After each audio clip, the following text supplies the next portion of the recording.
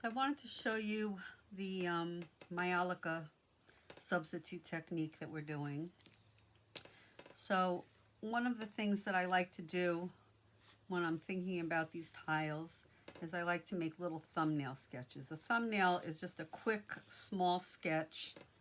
We'll do 6 of them. You see I'm just quickly tracing around the tiles. So these sketches are actually going to be about the size of the tiles, just because the tiles happen to be small. If they were big tiles, they would still be done this size as the thumbnail sketches. So thumbnails are really quick, really small sketches. And when I think about the Majolica, I like to think about usually a lot of like nature type things are in these. A lot of times you'll see fruits or vegetables. So for example, I might see, grapes, and grape leaves are usually kind of, pretty kinds of things. So I might see a grape leaf with some grapes poking out of it, possibly something like, a pear, maybe some other leaves with that. Maybe there's more than one pear, so maybe there's a second one kind of sitting nearby.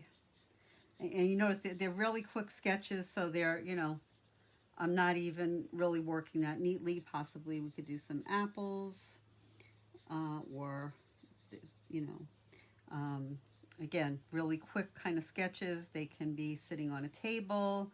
There might be some grapes with them. So, very, very fast, quick sketches, possibly a lemon.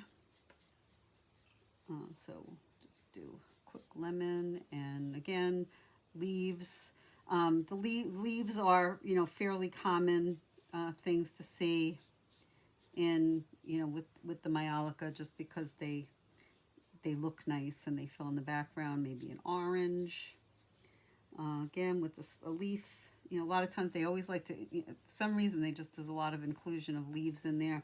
But maybe in addition, there's some kind of a, leafy pattern just coming up the side just to give it some interest.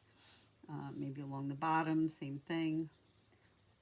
Could be like ferns or some type of branches. And maybe just one big giant leaf in the middle with just some other, leafy, branchy things on the side, where we're just kind of focusing in on that one leaf in the middle there. Lots of different things you can do. So you want to do at least 6 thumbnails while you're thinking about what you might want to put on your tile. Next, we want to mix our glazes, right? So for the Majolica, if we were working with actual clay, we would work with a terracotta clay, which fires to like a reddish orange color. And then we would put a white glaze over it. And then we would add the Majolica glazes on top. And they get applied in a way that's kind of translucent. So the watercolor is actually going to work really well for this. So I'm going to use all 4 of my colors in this case. I'm going to make 4 little bits of color. So again, squeezing out that glue to start. We really don't need that much of it. Right, that might even be way too much, to be honest. I'll pop open my colors. And, your colors obviously will be different than mine. But that's okay. You do things that work with the colors that you have. So I'll start with my blue. Oops, that might be a little too much color. And I'll mix it in over here. And really what I'm doing right now, I just want to mix the color. I'm not applying it yet. I'm just mixing it, trying to get a nice even looking mix. So when the color seems evenly spread throughout the glue, then what I'm going to do is just try to get as much of it off the brush as I can so it's on the paper. Clean out the brush. And then just want to make sure that when it seems clean enough, I'm going to then go to my next color. So I'll get a little bit of that dark green. The dark green, if you remember, comes out a lot darker once I add it to the glue. So I'm just going to add a bit of it, not too much. Trying to get that color mixed in same way that the blue. So I can tell when it's mixed when I'm not seeing as many swirls of dark paint and light glue. And when it looks like it's pretty evenly mixed, I'm going to rinse the brush. And as I'm finishing, I can just cover up the colors to keep them moist. So they're still going to be fine even if they are not moist. You'll notice these are not great brushes.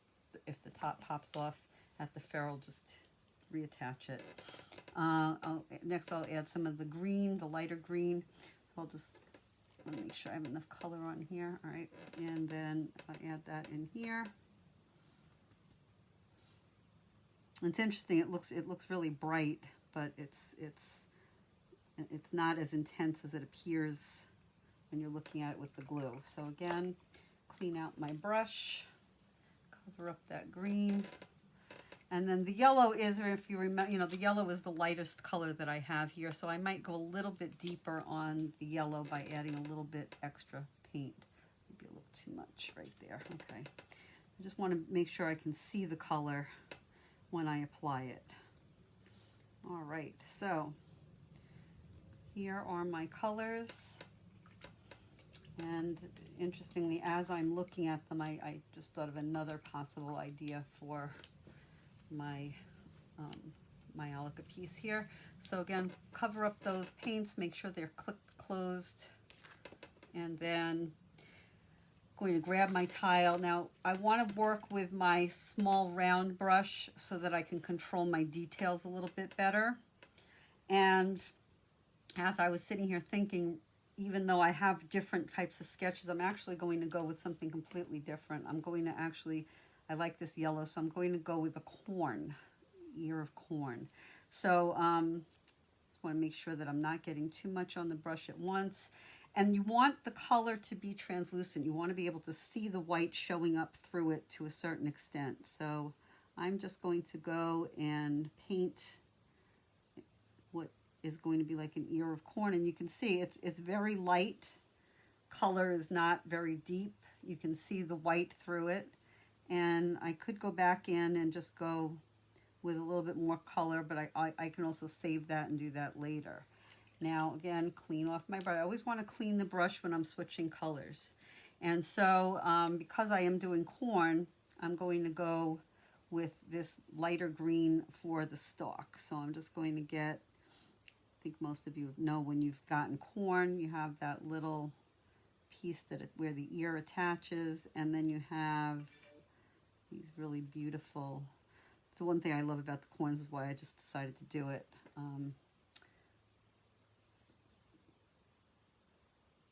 Protective leaves that you can put, but they spread out nicely when you start to peel them back so that you can make the corn and eat it.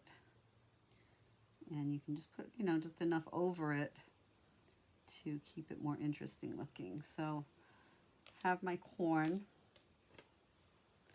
and want to be able to now go in and add a little bit more detail. So the nice thing about having one of the colors a little bit deeper, so this green is a little bit deeper, I'm going to use that for my detailing. I want to make sure that I don't have a lot of it on the brush at one time and that I'm leaving my brush nice and pointy. So what I can do is go back in with this, and you can see I can add some detail to the corn. And I think most of you have probably seen how the corn looks, and you get the color that's kind of a little bit deeper in the leaves. But you can also just come around, and it might be a little bit too deep, so I might take away some of that. But I just want to have a little bit of detail in the corn itself. And if I had like some different colors besides the ones that I have, I could probably get something a little bit more interesting than this. But this is not a bad way to start the corn. And I could even go back in and add some of the silk up at the top. So if the corn silk, that'll come in there as well. But you want to just make sure you're keeping the color really translucent. You want to be able to see through it.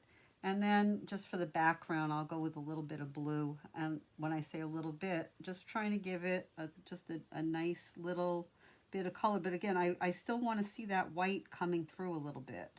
So I don't want to completely make it blue. I want to have it really translucent so I can see that there's the blue there, but I want to be able to see the the white showing through a little bit here and there, and keeping it just nice and light so that my colors are not overwhelming and they just look like they were kind of glazed into place carefully, but just nice and light. So just enough so that you can kind of see what's going on. You can definitely tell that that's corn. You can see that it's got a little bit of a blue background. You can almost think of it growing in a cornfield and having, you know, beautiful blue sky. Want to go a little bit deeper on my leaves. So, you know, for the husk, they usually are a lot darker green than the rest of the, you know, the stalk. So there definitely is a little bit of a deeper green thing going on. So it's okay to go a little bit deeper with some of your color, but still trying to stay translucent and just enough detail so that you can see what's there, but keeping it nice and loose and translucent where you can see through it a little bit. And that's it. So that's a really rather quick thing. But again, don't forget to do your sketches first. Think about subject matter. Think about what works with the colors that you have. With my colors, the corn worked really well. Some of the other things that I did, you know, the leaves might have been fine. The lemon would have been okay. If I did green grapes, they would have worked. But I don't think like the apples, the oranges, maybe not as much. The pears could have been if they were the green pears. So you want to think about your colors and your subject matter. But, you know, do your thumbnail drawings first and then work on your Majolica colors. Okay?